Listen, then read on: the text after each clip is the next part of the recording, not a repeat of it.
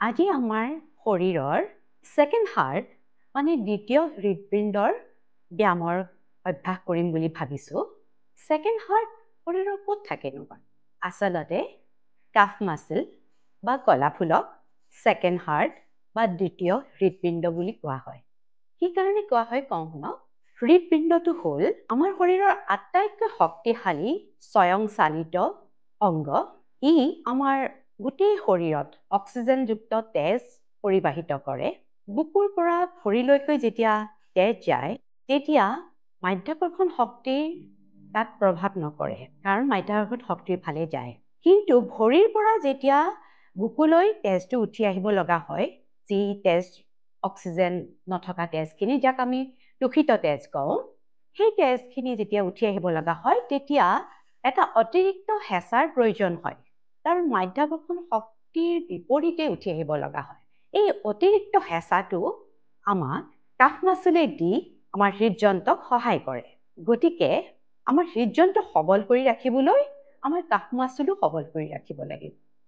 Calf muscle দুৰ্বল হ'লে ankle joint pain, ankle swelling, joint pain, blood pressure আদি বিভিন্ন ধৰণৰ অসুবিধাৰ সন্মুখীন হয়।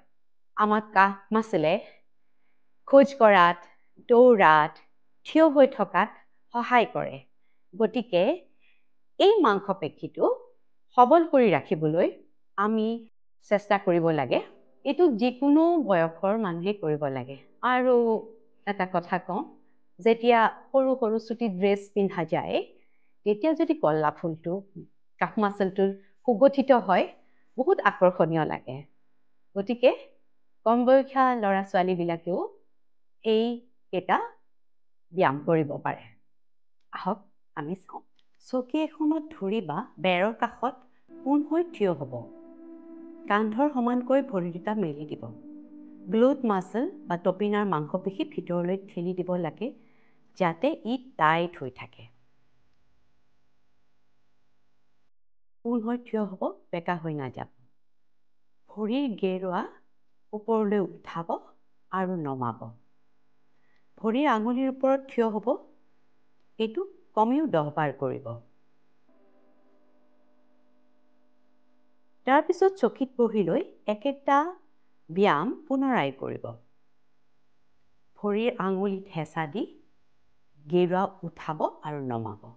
আকৌ শিল বা গেৰুৱা উঠাব আৰু নমাব। পুনৰ দোহাৰিছোঁ, আমাৰ হাৰ্ট বা হৃদপিণ্ড স্বয়ংক্ৰিয় অংগ। ই নিজে নিজে কাম কৰি থাকে। কিন্তু কাফ মাছল স্বয়ংক্ৰিয় অংগ নহয়। ইয়াক আমি সবল কৰি কামত সক্ৰিয় কৰি ৰাখিব পাৰোঁ। সেই কাফ মাছল দুৰ্বল হোৱাৰ আগতেই এই অভ্যাসকেইটা কৰিব লাগে। যদি বিষ হোৱা আৰম্ভ ইতিমধ্যে হৈছে তেতিয়াও লাহে লাহে অলপ অলপকৈ কৰি থাকিলে গলাফুলৰ মাংসপেশী পুনৰ সবল হোৱাৰ ফালে যাব। ব্যায়ামটো আৰু অলপ কঠিন কৰাৰ কাৰণে বেৰৰ কাষত এখন ষ্টিপাৰ বা পীৰা লৈ তাত ভৰিৰ আগৰ অংশটো ৰাখি গেৰুৱা এবাৰ ওপৰলৈ উঠাব লাগে আৰু এবাৰ যিমান পাৰি তললৈ নমাব লাগে। কমেও 10 বাৰ যদি ব্যায়ামটো আপুনি সহজে কৰিব পাৰে তেতিয়া পিছৰ ব্যায়ামটোলৈ যাব পাৰিব। এখন ভৰি দাঙি আনখন ভৰি গেৰুৱা ওপৰলৈ উঠাব লাগে। পুনৰ আনখন ভৰিৰে একেখিনি কাম কৰিব লাগে। এনেকৈ পাৰিলে 10টা ছেট বা আপোনাৰ শৰীৰে যিমানখিনি পাৰে কৰিব।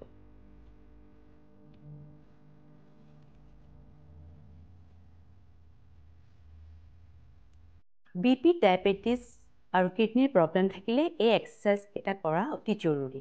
যেতিয়া আমাৰ কাফ মাছল বা গলাফুলৰ মাংসপেশী দুৰ্বল হয় তেতিয়া আমাৰ হাৰ্টৰ ওপৰতো বেছিকৈ প্ৰেছাৰ পৰে।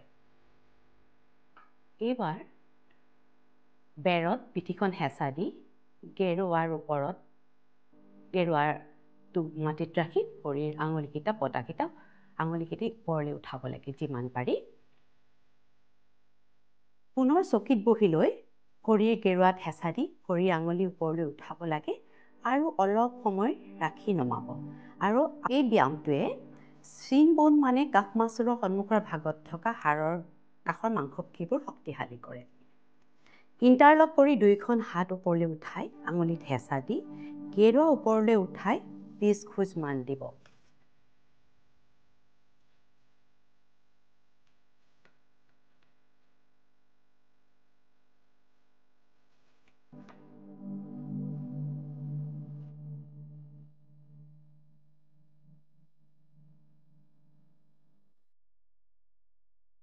শেষত ৱালৰ ওচৰত কেৰুৱা থৈ আঙুলি ৱালৰ পৰা যিমান ওপৰলৈ উঠাব, এনেকৈ 2খন ভৰিৰে কৰিব।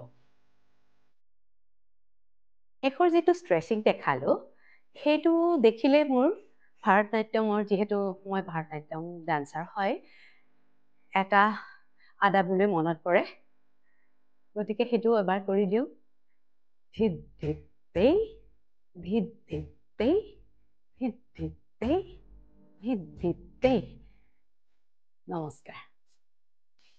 ভাল লাগিছে, আপোনালোকে মোৰ চেনেলটো ছাবস্ক্ৰাইব কৰিব আৰু ভিডিঅ'টো লাইক দিব, শ্বেয়াৰ কৰিব। ধন্যবাদ।